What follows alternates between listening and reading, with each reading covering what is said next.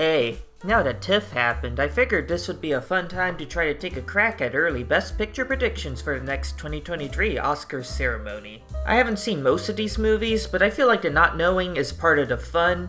That's what I'm telling myself anyway. I will also be going in reverse order, so I will start with my number 1, which is the movie I think is most likely to win Best Picture. Then we will talk about the movies I think are most likely to get nominated. And as we go, I will start to get increasingly uncertain with my choices, so have fun with that. I figured it would be more exciting that way. Lyle, Crocodile is going to win Best Picture. No, I'm kidding. Or am I? I'm not an expert by any means, but this is what I'm thinking. Best Picture nominees are voted on by each member within the Academy, selecting a preferential list of 5 movies they would like to see considered for the big prize. From there, ranked choice voting commences. When I first tried predicting Best Picture nominees, I made the mistake of assuming every single film would be the same. However, when you start to consider this process, you also realize we need to consider the different kinds of people within the Academy. I have a tentative list of 5 main kinds of voters to keep in mind. 5 different kinds of people whose tastes will be reflected in our nominations. The olds. The majority of Oscars voters are industry professionals and alumni, which means they are whiter, traditional, and older. They lean more towards traditionally solid and safer movies without excessive bells and whistles. The cheerleaders. These are the people who love movies, or love their 40s to 70s nostalgia, and they love movies about movies. This can also apply to movies that are accumulations of an already established filmmaker's long career, or large ensemble casts, because they also love rooting on one of their own. Popcorn munchers. More casual moviegoers who like movies that make things easy for them, high entertainment value, not too slow or demanding, bonus points if a movie is heavily talked about or widely seen, less points if a movie is more obscure because they probably wouldn't go out of their way to watch it. Disruptors. Disruptors do not mind voting for more divisive movies as they primarily value films that represent some sort of message or cause, often directly, but indirectly too, via representation. Art house snobs. These are younger and perhaps more pretentious movie snobs who watch the most and the widest variety of movies compared to anybody else in the Academy. They will go for artsy and critically acclaimed films. I want to stress that this is not a complete list, nor am I under the impression that these populations are completely distinct from one another, but I find it to be a generally helpful framework. If we want to choose nominations, we have to find movies that appeal to different demographics, and if you want to find a potential winner or frontrunner, we have to find movies that appeal to most, if not all of them. Like... If you want to talk about movies that will not only be nominated for Best Picture, but will probably win the entire thing, I am putting my chips on Women Talking by Sarah Polley. Women Talking follows an ensemble cast of women in an isolated religious colony, including Rooney Mara, Claire Foy, Jessie Buckley, who gather to discuss a string of sexual assaults in their community, reconciling their faith and how it stacks up to their reality. Women Talking got the exact kind of rave positive reviews we needed when it premiered at Telluride and TIFF, particularly involving the cast. Apparently there's no weak link among them. What convinced me, however, was people not only calling this movie thought-provoking and masterfully done, but praising the movie for somehow managing to be optimistic and even humorous while handling its subject material sensitively. This is a great sign for playing well with the Oscars, because this means it will play well to several of my key demographics. In fact, I don't see any of my main 5 objecting to Women Talking, which means if it is high quality, it is practically certain to get in. In addition, there's this unspoken rule when it comes to predicting Best Picture winners that a film would have to win either director or screenplay in order to have a shot. The writing is apparently tight and it is already presumed to win Best Adapted Screenplay, so that would already make Women Talking one of the big 3 to consider. And unlike the other 2 that I'm considering, I don't see any major voting demographic objecting to this pick. In fact, we have seen evidence that this movie performs well with wide audiences. One of the biggest precursors to Best Picture is People's Choice at TIFF. Not only does it set the tone for the conversation to come, but the people who vote at TIFF are fairly similar to the people voting in the Oscars. The movie didn't win the big award, but it did get 2nd place, which means it is hitting the exact audience it needs to take the prize. Number 2, The Fabelmans. Steven Spielberg's The Fabelmans also premiered to rave reviews and actually won People's Choice at TIFF. The Fabelmans follows the early life of an aspiring filmmaker called Sammy Fabelman, who uncovers some mystical family secrets. It's a personal story largely about the magic of movies based on the life of Steven Spielberg, and it's by Steven Spielberg, it arguably has too much going for it not to be pure grade Oscar bait. But I think that could also be a problem in the long run. While cheerleaders and olds will probably really like this movie, I think disruptors or arthouse snobs will grow fairly alienated. It seems like a prime candidate for frontrunner fatigue, and I have a feeling though it is getting a lot of acclaim now, the passion will fade within these crucial next 6 months. It's still definitely going to be nominated, but I think of this movie kind of like the hair of the race. It is mad dashing from the very start, but it's going to crash and burn while some other movies catch up from behind. Like, potentially. Number 3, Everything Everywhere All at Once. Honestly, I think this multiversal fever dream that is Everything Everywhere All at Once could win. I think it should win, anyways. It is one of the best movies ever made. I'm pretty sure nomination is secured. I think the Daniels will be nominated for director. Michelle Yeoh will probably be nominated for Best Actress. She might even win. And it could win Best Original Screenplay. It seems like a perfect fit when compared to the kind of movies that usually win the category nowadays. Disruptors, arthouse snobs, and popcorn munchers will be all for this one. On the other hand, Eow is a weird movie. Definitely too weird for the olds, which is still arguably the biggest voting block within the Academy. Furthermore, A24 is not as big of a distributor as many of its competition. They usually only have enough resources to push one film per year.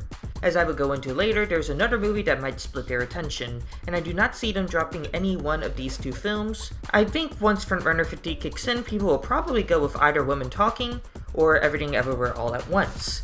So it could be a worthwhile bet, but that depends on a bunch of old industry folk being cool, and I'm not really willing to put my 5 Monopoly dollars on that. 4. Babylon. Babylon is one of the only movies in this discussion that has yet to be shown anywhere, so there's still a chance Babylon could flop with audiences. Considering it seems to be going in more risque directions, I could see Babylon becoming very divisive with the olds. But it is not as though divisive movies don't get Best Picture nominated, and unlike Don't Look Up or even Promising Young Woman, Babylon has a healthy pinch of Oscar bait, taking place in 1930s Hollywood, so cheerleaders and, stylistically anyway, disruptors will enjoy the film, while director Damien Chazelle, acclaimed filmmaker behind Whiplash and La La Land, will probably appeal to arthouse snobs as well. Number 5, The Banshees of Inisherin. Martin McDonagh's The Banshees of Inisherin is a dark comedy about the plight of two best friends in a small fictional Irish town when one suddenly decides to stop being friends with the other. McDonagh is the renowned playwright turned filmmaker behind In Bruges and the Best Picture nominated 3 Billboards Outside Ebbing, Missouri. While it didn't get any nods for TIFF's People's Choice, it remained highly popular throughout both of the film festivals it premiered in. It won Best Actor and Best Screenplay at Venice. McDonough has a proven track record with the Oscars. It looks like Colin Farrell is a leading contender for Best Actor, so voters will see it, and I think it will sell with pretty much any of the demographics. Except maybe popcorn munchers, maybe. It looks like this will potentially be Searchlight's biggest priority. A major distributor with a lot of campaign dollars, that helps too. I think Banshees is almost certain to be nominated, and it could be the tortoise that beats out the hare. Number 6, The Whale. The Whale by Darren Aronofsky is about a morbidly obese man who tries to reconcile with his estranged teenage daughter. The Whale is a little divisive and apparently very intense. It hits the sort of tone many people thought Women Talking was going to do, alienating popcorn munchers, but I think in this case, this issue could be circumvented. The problem with dark and depressing movies is that not many voters, particularly popcorn munchers, would go and see them in the first place. Sure, that could be a problem here. This is the other movie A24 would have to push, but just as I think Eow is popular enough to drive regardless of a lesser campaign, The Whale will benefit from being an acting showcase. It features Best Actor frontrunner Brendan Fraser, so people will see it, and I think enough people will vote for it. From here, I am a lot more uncertain about my picks, however. Number 7, Tar. Todd Field's Tar stars Cate Blanchett as a world-renowned fictional conductor who takes some great artistic challenge. Now, I feel pretty good about The Whale getting nominated. I feel a lot less certain about Tar. It got raves and high raves, but it got raves at Venice, which is often more pretentious than most moviegoers and not a great correlate for the Oscars. Olds and popcorn munchers, beware. However, this seems like the exact kind of movie our arthouse snobs would just eat up. I think Tar will probably be just divisive enough for the Drive My Car share of Oscars voters, which is usually enough voters to influence nomination, just not the wins. We also have to consider Cate Blanchett, who is already very popular with the Oscars and apparently gives the best performance of her entire career, so I think cheerleaders will at least watch the movies, even if films with Best Actress nominations tend to be more ignored than films with Best Actor nominations. I think it is a promising package for the kind of movie that pops up at the very last moment as some middling picks start to drop off. Number 8, Triangle of Sadness. Triangle of Sadness appears to be one wild social satire about a bunch of super rich aristocrats who are caught in a sinking ship and are left on a deserted island. It is distributed by Neon, a fairly big-time distributor who seems to be needing something to do. It is also the winner at Palm, so it joins a collection of some of the greatest movies ever made. I think I see Triangle of Sadness getting nominated more for the kind of movie that it is. I think our disruptors tend to heavily go for at least one loud and brash social satire, and this year I do not think any other movie fits this archetype better than Triangle of Sadness. However, I don't see Triangle of Sadness being nominated for that much else based on what I heard other than picture, which tends to not help its chances. It would also have to make a screenplay category, at least, but original screenplay is especially competitive this year. Number 9, She Said. Marie Schrader's She Said is based on the real two journalists who broke the story about the allegations against Harvey Weinstein. This is one for the olds who love nominating journalism movies. The Post got nominated despite being far from Spielberg's best work. Spotlight won. Universal Pictures is distributing this and they have money. She Said is a pretty easy sell. Still, She Said could potentially be too traditional, too much like movies that have come before. There are only so many ways journalism movies can be told, art house snobs might not recognize a lot to reward here. Since the actress categories are already so stacked this year, I also don't think voters will feel a need to see this movie for the performances. But She Said it's not premiered yet, so we really need to keep an eye on its reception. Given any baseline expectations, however, I think She Said gets in. And this leaves one more nomination, which is of course the hardest one to fill. Let's talk about the ones I decided to leave out. White Noise. Netflix has had really bad luck with the Oscar circuit and apparently has no idea what they ought to build their Oscars campaign for. They're probably not going to choose White Noise. Noah Baumbach could find an audience with White Noise, sure, but it seems too weird, too divisive, and ultimately too decent 6 out of 10. Black Panther, Wakanda Forever. The original Black Panther got nominated, the movie has a strong narrative going for it, and the trailer makes it look really good. But I've said that about the trailers of every Marvel movie that has come out this year. I don't really trust present-day Marvel to secure another nomination-worthy movie, much less in a much more competitive year than whatever 2019 was with Bohemian Rhapsody, Vice, and Green Book. If it has a really stellar reviews, maybe. Decision to Leave. I don't see Park Chan-wook's Decision to Leave getting nominated. It is apparently very good, but it is also very slow, rather weird, rather foreign, and their distributor, Mubi, is brand new to the distribution game, so I imagine they would rather start off smaller with international feature than something like Best Picture. With that said, I still feel as though the Oscars voters know not to underestimate Korean movies anymore, and all of those things I listed earlier applies to Drive My Car last year, and that got nominated, so maybe I should predict. Elvis. Baz Luhrmann got in before, but quite a while ago. I think people have chilled out on his style since. Not to mention, Elvis got quite middling reviews.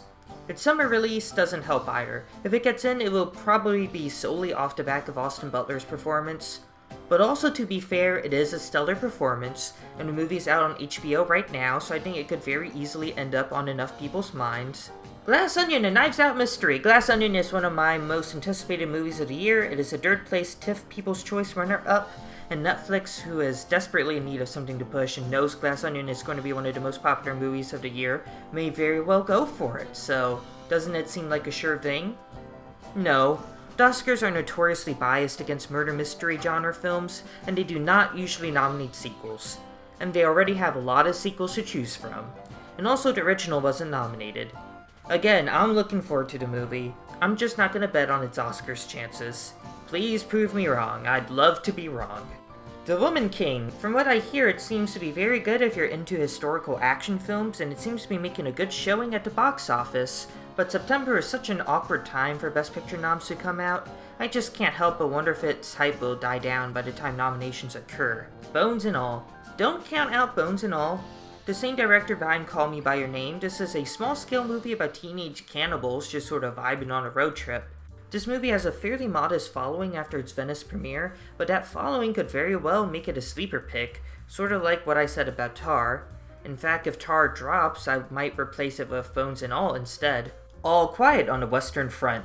I think if Netflix is going to push any movie for Best Picture, it's going to be All Quiet on the Western Front, an apparently very brutal war movie that is entirely in German. It doesn't seem like the most accessible thing to wider Academy audiences, but apparently it's very good, and the Oscars do tend to go for war movies. So, assuming Netflix does use their mega money to shove this in front of as many Academy faces as possible, I can see it.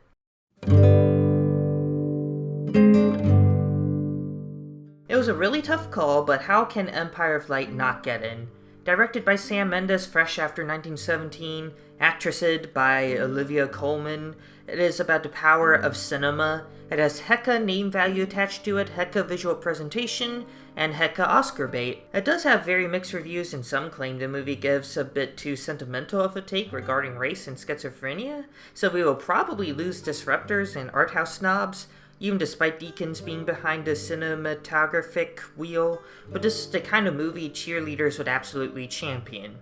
Except, hold up, let's not make the same mistakes younger me would have made. You can only root for so many movies, and the Fabelmans does a lot of the same kind of thing apparently much better. So actually, I don't think this will make the nominations list. My number 10 is Top Gun Maverick, a plot twist. Instead, the one demographic we have not leaned into yet is our popcorn munchers, and that would be a real disaster considering this has been one of the best years for blockbusters in recent memory. Maverick is one of the most popular movies of the year. So far it is the highest grossing film of the year and one of the highest grossing films of all time. Right until this week it was still showing in the theater across my street. It has an abundance of populist appeal. Except I don't think Maverick will get in either because I think there will be another movie that appeals to popcorn munchers better. My real actual number 10 is Avatar 2: Way of Water. I don't know anything about Avatar 2, but I think in a year where blockbuster films have been really popping off, a blockbuster film is going to be nominated. And I think it will be Avatar: Way of Water, and it will overshadow Top Gun Maverick. Hear me out. The original Avatar got nominated, Top Gun did not. James Cameron is a big deal director in the Oscar circuit, Joseph Kosinski is not, and Top Gun Maverick came out in May, Avatar 2 will come out in December. Prime Oscar nomination real estate. We're sleeping on this one now because the original Avatar kinda lost a lot of enthusiasm among folks over time. But I think Avatar 2 will come out at the perfect time. For a brief period it will get rave reviews just like the first, and everyone will remember what it was like watching the first movie. It will make a lot of money. Your local news anchors will probably talk about it a lot, as though they too were human. And the conversation will continue just long enough for it to be in the minds of Oscars voters before they vote. People will see it too. Avatar recently re-released in theaters and made more money than the already quite successful Don't Worry Darling. In other words, I think we need a blockbuster, and Avatar 2 has a bunch of Academy-catered perks. Maybe it'll deserve it, but this isn't what this video is about. I'm talking about what movies I think will be nominated for Best Picture, and I think Avatar 2 will be, well, not a great bet, it's my number 10, but it is the 10th best bet, and considering how lost I am, that is the best you will get from me. If you like this video, help me out by giving me a like and maybe a subscribe and let me know what you think will be nominated.